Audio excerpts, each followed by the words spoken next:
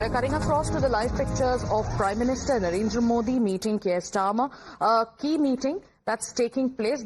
All eyes and all focus is going to be on the big development that's going to take place. So on your screens, viewers, are live pictures of Prime Minister Narendra Modi meeting Keir Starmer. My colleagues will be joining us to put this entire meeting into perspective and what's expected today. It's a big-ticket Modi-Starmer meeting. My colleague Rishabh continues to stay with us as we get our viewers the live pictures of that handshake between the two global leaders. Rishabh, tell us about what this meeting is going to signify today. What are the big-ticket developments that are expected through the day?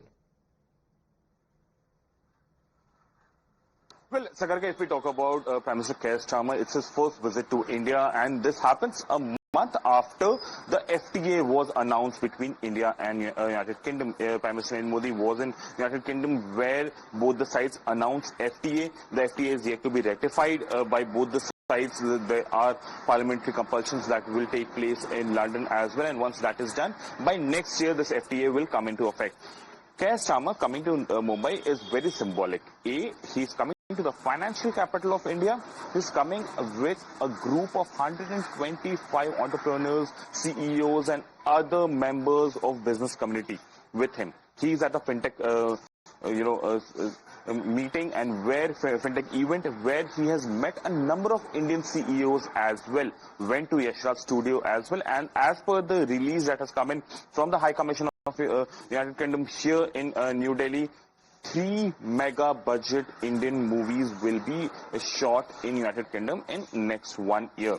So it is cultural, it is trade, it is defense as well. Remember, while India is looking for good engines for its made in India aircraft, Safran is something that all of us have been talking about, but Rolls-Royce again is something that is pushing for it. The RFP for these engines have not yet been issued, which means there is still room for changes in those contracts, and that's the reason that UK will try and push for defense partnership as well. Remember, the strategic partnership it's been 25 years between India and UK. That is also being cemented again in Mumbai. And when the leaders meet, there will be 3 things that will be discussed. Trade, which means investment, mutual investment in UK and India.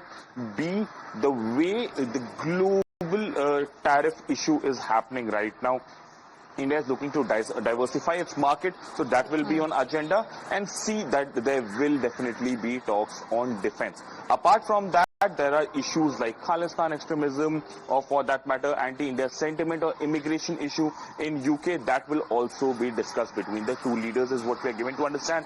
After Prime Minister and Keir Starmer meet for this bilateral meeting, there will be a press statement at around 11:30 a.m. is what we are given to understand from the Raj Bhavan in Mumbai. Then there is a meeting with CEOs, a joint meeting for both the leaders with the CEOs of India and UK, and there is a banquet as well, which is being hosted by Prime Minister Narendra Modi at Raj Bhavan in Mumbai later tonight. Srinjoy Chaudhary, consulting editor, is also with us on the phone line. Srinjoy, as we take our viewers through the pictures of the handshake and the camaraderie between Prime Minister Narendra Modi and Keir Starmer, what are going to be the big takeaways from this meeting? Because with Keir Starmer leading the biggest UK business mission here or trade mission here to India, there are many headlines coming in from this very visit. Undoubtedly. First of all, the free trade agreement between the two countries have been signed. So he's here for a fintech summit. The main issue relates to business, which is why he's brought a business delegation. Secondly, there is hope that the British are sort of pivoting to the Indo-Pacific. If that is so, they already have a carrier group here in the area. The point is they want closer ties with India on engines, on a variety of it. How that proceeds further remains to be seen, because India has very strong ties with the French.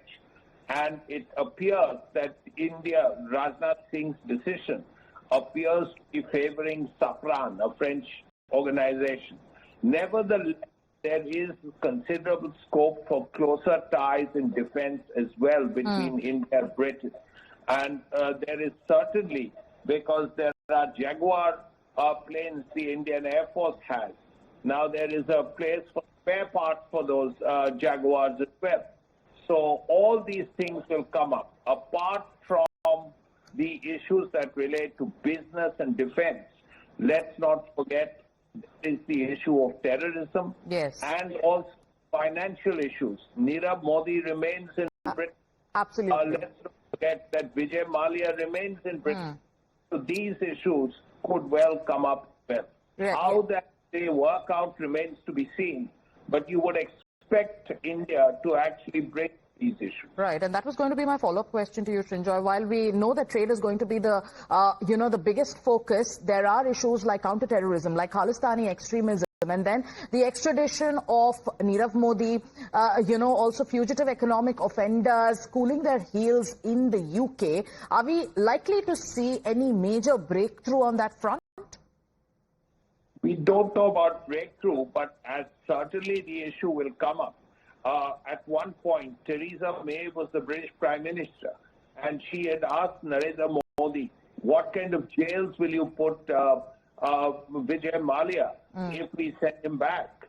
The point that was made by Prime Minister Modi was in the same kind of jails you put Gandhi and Nehru.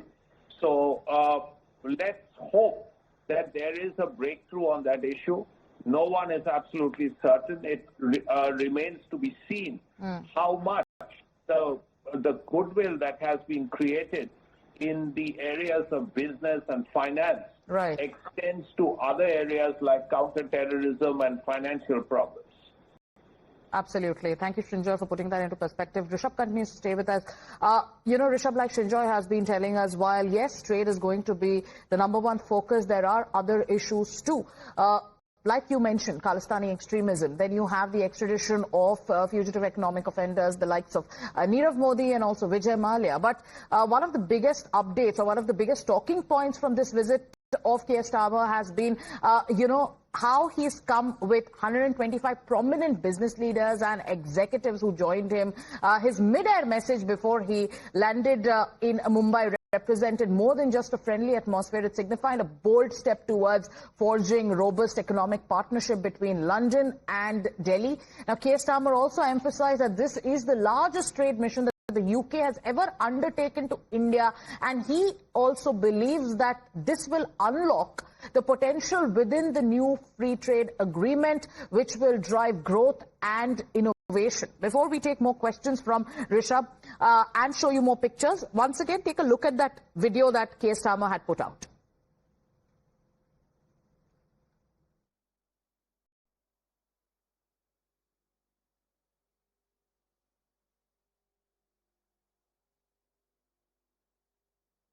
Moments from now, but viewers, let's also tell you about because the focus is going to be on trade, how are global leaders looking at it in the back of Donald Trump's tariff tyranny, when India is in fact making its trade relationship stronger with other countries. Now when you have the UK and the messaging that's coming in from this meeting. Let's go across to Rishabh, but before that, Ashok Sajjanar is also with us on the phone line. Mr. Sajjanar, what do you think is going to be your biggest takeaway from the Modi-Starmer meeting? Or, what do you think India is going to achieve from the kind of relationship that we are seeing between the Prime Minister and Keir Starmer, with trade being the top focus? Yeah, absolutely. Thank you very much. Trade and the free trade agreement that has been signed, the economic and trade partnership agreement that is being signed between the two countries, I think that is going to be the crowning jewel as far as the discussions are concerned, and basically in terms of elements, what it has and how it is absolutely a game changer, a path breaker, because, both for India and the United Kingdom, after United Kingdom came out of the European Union with Brexit, right since 2016, they've been talking that they want to enter into an FTA with India. And then in 2020, when this whole thing came about, then there were some serious moves. 2022, we started. It's taken us 3 years. It's taken us 20 meetings. It is 99% of more than that of the products going from India to the United Kingdom will be free of duty. They will attract 0% tariffs. And about 90% of things coming from the United Kingdom to India will also be duty-free. But, you were talking in terms of, in the background of Mr. Trump's tariffs that have been unleashed. Now, all the items, about $40-odd billion that we were exporting to the United States, that came under the purview of the Trump tariffs, 50%, etc., are things like textiles, are things like garments, gems and jewelry, shrimps, leather, footwear, auto components, etc. All those items are going to become duty-free as far as the United Kingdom is concerned. So I think in a major way, it will help to soften, to cushion the impact of the Trump tariffs. Now, I'm not saying that we shouldn't attempt to have a bilateral trade deal with the United States. We should try to, and negotiations are continuing on that. Right. But that having been said, I think this is going to be a very important thing. So across the board, whether it is high tech, whether it is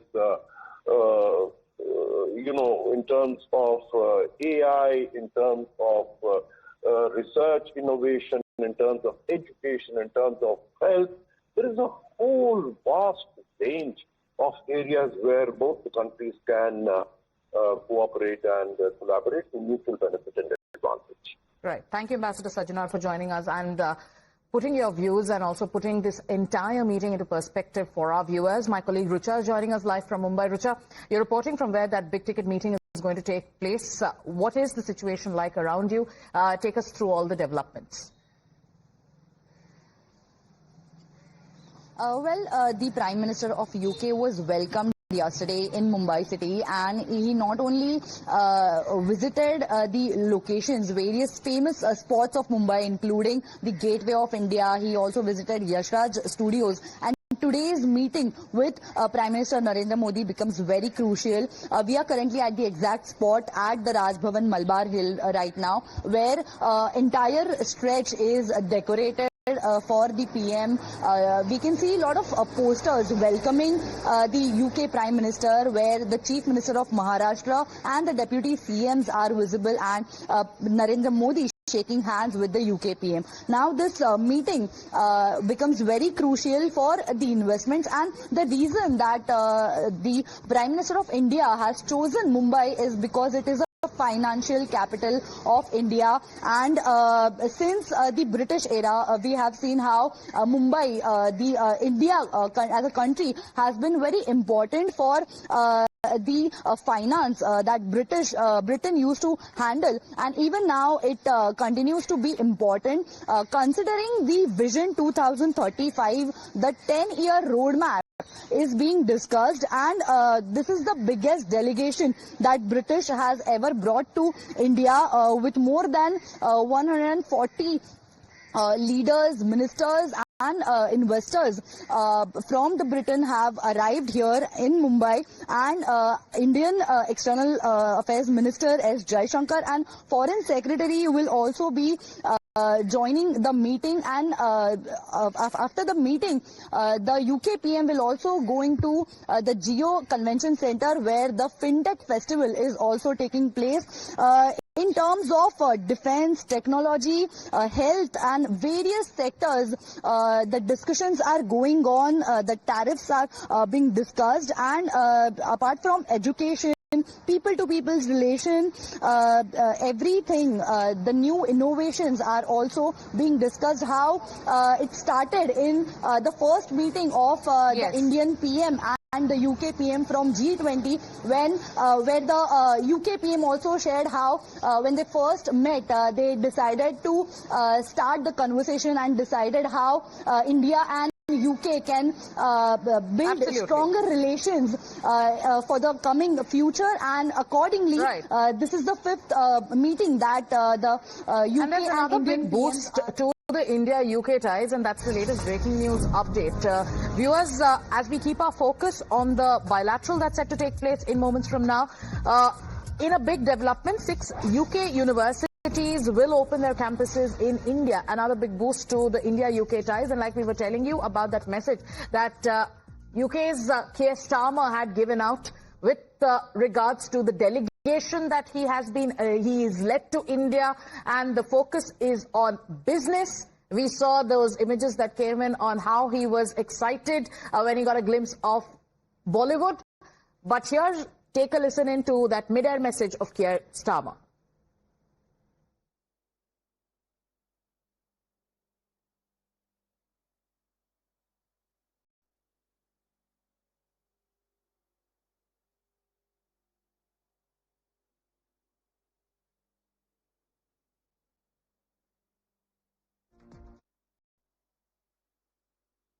It's really fantastic to have you all on board. This is the biggest trade mission to India that the UK has ever sent. So I'm much looking forward to working with you as we explore all of the opportunities and take full advantage of the opportunities in our new free trade agreements. This is the biggest trade mission that the United Kingdom has ever sent to India. Obviously, this is a two-parter, if you like. We had Prime Minister Modi over to the United Kingdom earlier this year to sign the FTA, the free trade agreement that we agreed, and today is the return leg of that, if you like. That FTA is really important for us. It's the biggest deal that we've struck since we left the EU.